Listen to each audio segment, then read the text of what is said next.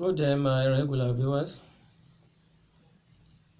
I am here once again to discuss an aspect of English language, which is letter writing. Lots of arguments have been generated over the types of letter writing we have. Some writers say we have as many types of letter writing as possible, such as business letters, official letters, social letters, circular letters, and employment letters, while some restricted theirs to 3 types of letter writing: formal, semi-formal, and informal. But I'm going to look at mine from 2 broad perspectives: formal and informal. There's another type of letter writing which is semi-formal. Semi-formal type of letter writing shares the features of both formal and informal. Today, we are going to focus on an informal type of letter writing. Let us look at the features of an informal letter. Before then, an informal type of letter is a type of letter one writes to one's friends, relatives, and those who are very close to one.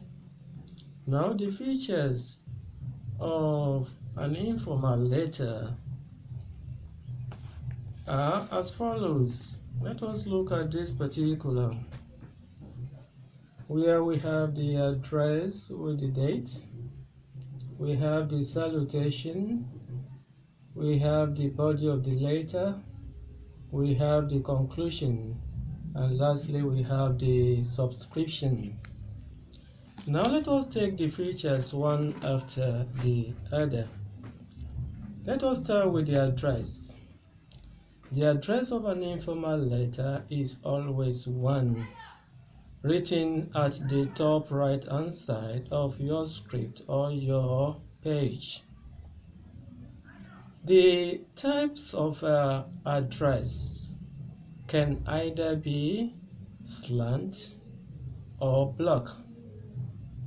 It can either be in slant form or in a block form. Now, I want to make use of the address of one of the popular, unique, outstanding, and standard secondary schools in Ondo State, Nigeria, and that is Boluji Anglican Grammar School, Ileoluchi. Now let us look at this particular format. The format of this is a block format. This one is a block format, while this one is a slant format. While putting up the address, each line of the address should take a comma until you get to the name of the town, where you put the full stop. After that follows the date. Some of the dates, the figures of the dates carry ST, while some RD, while some ND. For example, let us make use of this date, 1st October 2021. That one takes ST. That ST should not be raised. That ST should be dropped down the level of that particular one. Then October there, the first letter of each month should be written in capital letter. After the date, after the month, then you put a comma. After the comma, then you write the date in full. It is advisable not to abbreviate any month. For example, you want to shorten February, you write F, capital F, then EB, you put a full stop. After the end of the name of that particular month, you have to put a comma. You've already put a full stop there, indicating that you have shortened that particular month. Then you now put the comma under that particular dot, that particular point. It means it looks exactly like a semicolon. So that is why it is not advisable to shorten any of the months. Okay, now let us, after you might have written that, now besides that, the first letter of the weddings of that particular address should be capital letter. For example, the address I gave the other time, I showed you the other time, the biology there, the first letter in biology is capital 1. Then grammar, the first letter G there is capital. School, the first S there is written in capital letter. Ile Oluji, the first letter in Ile is written in capital letter. Oluji, the O there is written in capital letter. Then Ondo State, O there, the first O is written in capital letter. Y State, the S there is written in capital letter, and so on and so forth. Now let us come to the salutation. The salutation of an informal letter can take any of the following formats: dear friend, dear brother, dear father, dear mother, dear uncle. Then you can put a name of a friend, dear John. The essence of doing this is that you are writing to somebody that is very close to you, which is one of the characteristics of an informal letter. There must be an element of relationship and intimacy there. Okay, having done that, then immediately after dear father, dear mother, you have to put a comma there. Then directly under, you have to start your salutation. You can start by saying, how are you? It's been a long time, quite an age, and so on and so forth. But the salutation of an informal letter goes beyond that. You can still inquire about the condition of the person you are writing to. The essence of doing this is that when you are asked to write up to 450 words, then you stop at dear John, just a line or two. Where will you be able to get 450 words? Okay, after that, then let us come to the body of the letter. Under the body of the letter, we have the content, we have the organization, and we have the expression. The content of a given letter, of any letter, be it formal, semi-formal, or informal, has something to do with the topic. Now, you are given a topic. For example, let us assume you are given this particular topic. Write a letter to a friend of yours in another country describing how building is being erected in your country. As soon as before you start writing the letter, you have to jot down some points. There is no way you can write in vacuum. You don't write in vacuum, you don't write in emptiness. So you have to jot the points the way they come to your memory. For example, you want to write on that particular topic, the points will come to your memory, not at the same time, but you have to put the points down the way they come to your memory. Let us assume I have the following point to develop. I have painting the house. That's the one that first comes to my memory.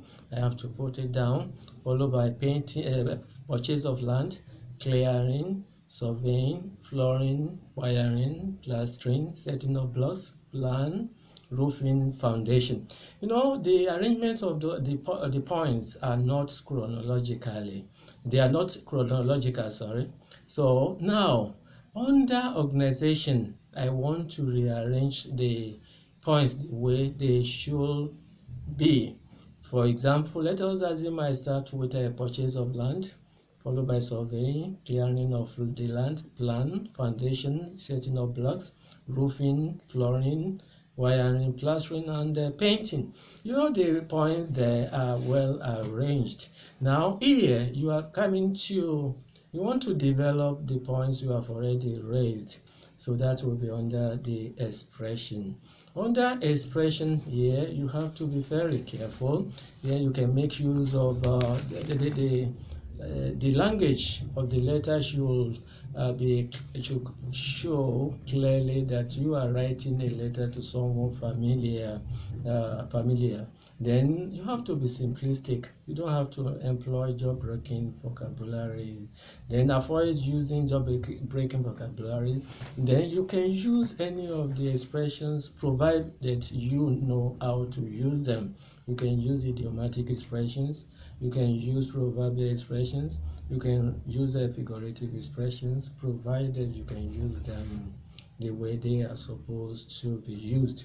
Then while still writing, you can employ you can shorten words. It's allowed. Instead of writing cannot, you can write can't. Instead of writing will not, you can write won't. Instead of writing shall not, you can write shan't.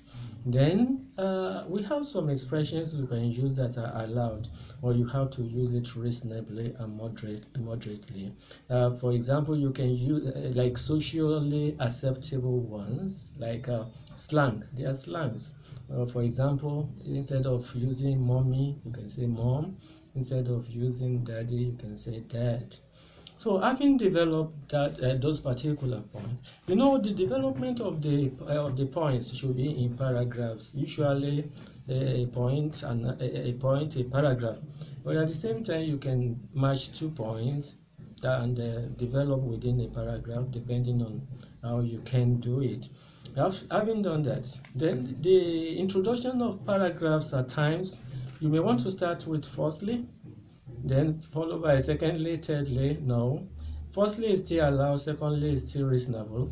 But by the time you are making use of thirdly, fourthly, fifthly is abnormal. So you can still employ the use of some other introductory, maybe can we call it conjunctions or words, like you want to say moreover, not only that, in addition. Lest I forget here, whenever you want to make use of lest I forget, it means lest, L-E-S-T, it means you have forgotten a point you would have developed, but you didn't do that. Now you want to develop it. After that, you shouldn't go back again to say moreover or furthermore. It means you want to round off the letter writing. Then after that, then you now say, I shall be looking forward to hearing or seeing from you soonest. After that, then the conclusion. The conclusion of that particular letter should have a relationship with the topic you are given. For example, the topic we discussed there, that I write a letter to a friend of yours in another country describing how a building is being erected. Then you want to conclude your letter, tell your friend that your sister has just given birth to a bouncing baby boy. There's no correlation there, there is no relationship there. So now you want to end it, maybe with the explanation given, with the description I've given. I believe without missing words, that you will have created a perfect picture of how building is being erected in my country. After that, then the subscription. The subscription can either be yours sincerely, or yours affectionately. The yours, capital Y, no apostrophe before S and no apostrophe after S. Then sincerely, there's small s. Then after sincerely, then you need a comma. Then after comma, use only a single name. If, for example, Ibia, Daramola, Olashubo, Michael, Oluwadami, Larry. Now, I have 4 names, but I want to use one, Michael. So also, it can also be yours affectionately. Then only your first name. Then after that, Make sure that you don't append signature. There is no signature. Don't write your names in full. Just employ the use of one. So far, so good. We have been able to discuss an informal type of letter writing. Another time I come your way, we are going to discuss either a formal letter or semi-formal letter. Until that particular time, have a wonderful day.